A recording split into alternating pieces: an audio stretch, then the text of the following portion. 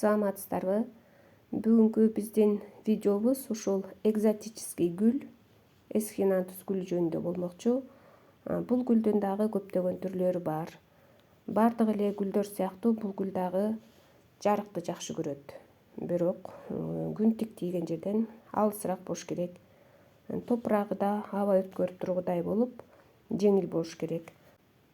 Универсальный топуракка перлит, вермикулит, ошондой эле мохтон да кошуп, анан сөзсүз түрдө түбүнө дренаж жасайбыз. Сууну дагы топурагы кургап кеткенге чейин күтүп турбай, ас-астан топурагына куюп турабыз. Ошондой эле бул гүл жалбырагына суу чачып турганды да жактырат. Ошондуктан бат-баттан жалбырагына суу чачып турабыз.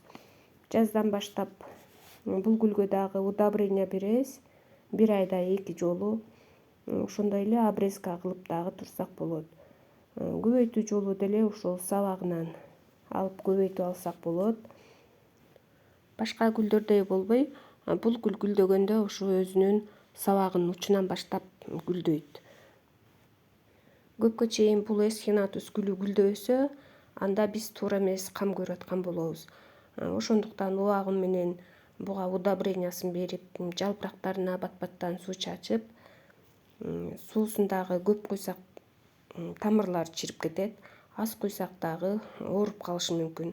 Паутины клеш түшүп калышы мүмкүн. Ошондой эле жалбырагы буралып, батташып дагы ооруп калат.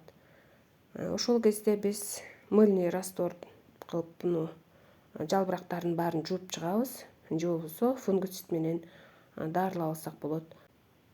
Эсхинантус гүлү ошо өзүнүн бутагынын сабагынын учунан гүлдөйт. Ошондуктан муну дагы учтарын кеспегенге аракет кылышыбыз керек. Бийигирээк жерге асып койсок, ошондо ылдый карап жакшы өсүп, жакшы гүлдөп берет.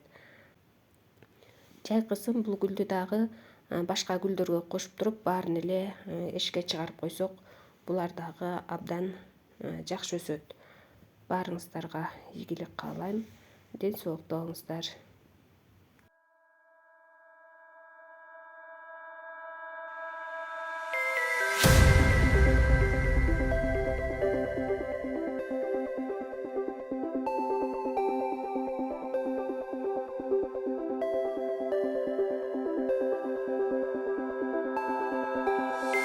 Look into my